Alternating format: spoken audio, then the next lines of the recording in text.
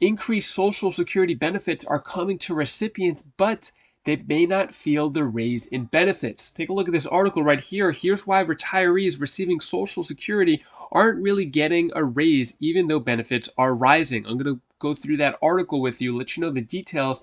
As we're hearing, a big mess is coming from the SSA, as we estimated, or they estimated, it's going to be around $20 billion in overpayments. New report comes out, it's $23 billion, which makes the SSA a lot more incompetent than we thought. As Republican Senator Rick Scott calling out the SSA about this mistake. And when it comes to President Biden, as we are just about a year away from the elections, progressives are pushing him to go focus more on Social Security. Is it too late, though? That $200 per month increase or $2,400 per year Social Security increase that was proposed by President Biden as well as other senators. Is it too late for that? Or is it now the time to do it, since it is an election year and a lot of people want to get these benefits before they start to vote? I'll let you know the details on all of that and give you some other important updates as well. Before I dive into the main content, if you appreciate these regular Social Security updates, hit the like button and subscribe for more Social Security updates on increases, decreases, bills, proposals. And this video is sponsored by my company, Y-Sense. If you or anyone you know is looking to increase your credit score, remove negative items from your credit report, got my details down in the description below. Book a free call with me anytime you want. All right, let's get into it here. New Social Security report shows growing overpayment problem tops $23 billion. So originally, we thought it was around $21.6 billion. So at the beginning of the fiscal year, the agency's uncollected balance of overpayments was $21.6 billion. But a new financial report released by the Social Security Administration last week shows that the scope of the agency's overpayment problem has continued to grow. As of October 1st, the SSA had an uncollected balance of $23 billion in overpayments.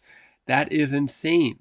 But at the same time, the people who receive these overpayments, looks like it was much needed. Let me know down in the comments below, have you or anyone you know received any overpayments and expecting to pay back these overpayments to the SSA? Let us know down in the comments below. What has your experience been with that? So when it comes to these overpayments, looks like the blame is being put on the SSA. But almost nothing's being done about it. So Senator Rick Scott of Florida said, hold Social Security Administration not innocent Florida seniors accountable for overpayments. And not just Florida seniors, but seniors in general across the country. So last week, Senator Rick Scott sent a letter to Kilolo Kijakazi, acting commissioner of the Social Security Administration, requesting information regarding nearly 1 million Americans who received a notice they had received too much in their Social Security checks. These notices have come as complete surprise to many seniors, and if immediately recouped, would bankrupt an untold number of elderly. So basically, a lot of the money that was sent from the SSA with these overpayments is already spent. Social Security recipients are barely making enough just to begin with, so any extra money was used and they can't keep the money in any bank accounts or they get penalized. So all this extra money is gone. So what's going to be done about it? Well, Senator Rick Scott wrote a letter basically saying something needs to be solved and it's not the fault of Floridian seniors or just seniors in general. So yeah, still working on that even after a Congress hearing, nothing being done. And progressives pushing Biden to make Social Security focus in possible re-election battle with Trump. So this plan comes at a time when recent polls show Trump leading Biden in key swing states. So I'm curious if it does come to a rematch. Who are you for, Trump or Biden? Let us know down in the comments below. But would Social Security focus help President Biden? Well, it worked one time. We look at his tweet before he was president. So this is March 22nd, 2020. He said here, we should also increase monthly Social Security checks by $200 per month as proposed by Senator Wyden and colleagues. Seniors and people with disabilities are uniquely at risk right now. So President Biden said this before he was president. This may have helped him become president. or get extra votes here, as he promised, or not promised, but he was basically saying we should increase $200 per month. I would say that's mostly a promise, saying that right before the election. So $200 per month across the board. There is a bill for that as well. Proposal for $2,400 extra in Social Security checks expanded and reintroduced. So this was the Social Security Expansion Act. Bernie Sanders was basically the poster boy for this act. So $200 per month or $2,400 per year for all Social Security recipients, including SSI, SSDI. Where did that go? It just collected dust along with the dozens of other Social Security bills that are in Congress right now with no Social Security reform happening. So with the election year coming up for the new president of the United States of America, is Social Security going to be a big deciding factor for you? Let us know down in the comments below if the candidate that you want is pushing harder on Social Security compared to the one who isn't. What's going to sway your vote here? Would an extra $200 per month buy your vote for the president or the next future president? Let me know down in the comments below, as we're probably going to start to see a lot more action coming in the election year compared to the previous years. That's just how politics work, unfortunately. Here's why retirees receiving Social Security aren't really getting a raise, even though benefits are rising. So Social Security benefits are supposed to go up 3.2% in 2024, but that doesn't mean retirees are getting a raise, even though many people refer to the COLA that way. So with the COLA, is often referred to as a raise, but it's not that simple. Here's why. So cost of living adjustment and a raise aren't the same thing. So inflation drives the prices of goods and services higher over time, which is why Congress passed legislation in 1972 to give Social Security benefits an annual COLA. Each year, the Consumer Price Index for wage earners and clerical workers, which is the CPIW, is used to measure how much prices have gone up. If the third quarter CPIW reading registers a positive year-over-year change, then benefits will increase by the percentage difference the following year.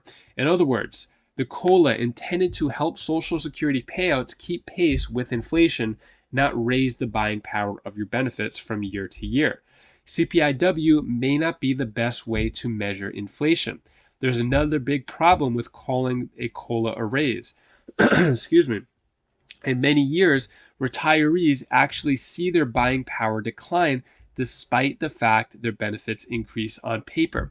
You may notice that the Consumer Price Index used for COLA calculations for wage earners and clerical workers, but retirees are typically neither wage earners nor clerical workers.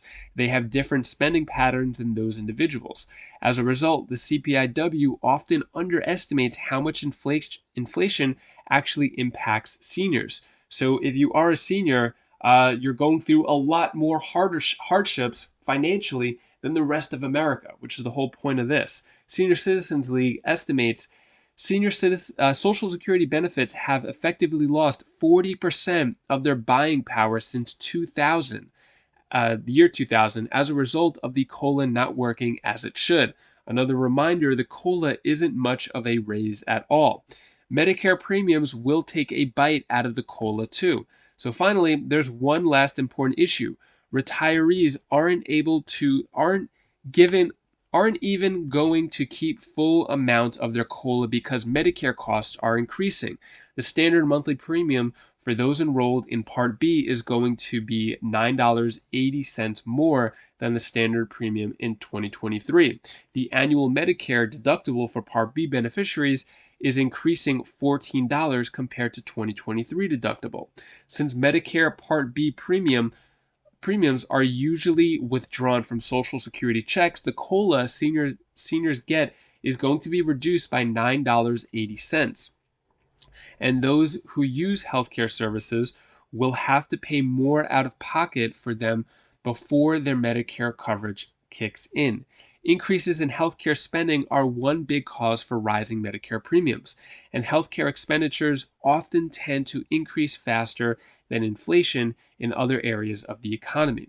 For all those reasons, it's important retirees stick to their budgets, making sure they're using Social Security benefits wisely and maintain a safe withdrawal rate from their savings so their money lasts long as they need to. So when it comes to the increase of the COLA, you could figure out how much your 3.2% increase is. Basically, for every $1,000 you get, it's an additional, 3.2 is $32, right? So if you subtract the $9.80 for the $9.80 as well as the $14 for Medicare, you're almost losing half or more of that 3.2% COLA, along with other costs that come with it. So not really getting a raise to begin with. So the whole point is that they want to change the CPI-W to the CPI-E, which could actually give a 10% increase.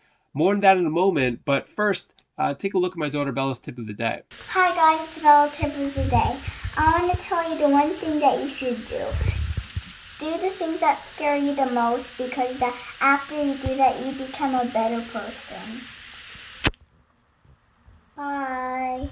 If you're curious about that 10% increase for all Social Security recipients by switching the CPI-W to the CPI-E, you're going to want to take a look at this video right here as it goes over that and how that could be possible, which bill would make that happen. So click that video and I'll see you in that video. Take care, be safe. Thank you for watching.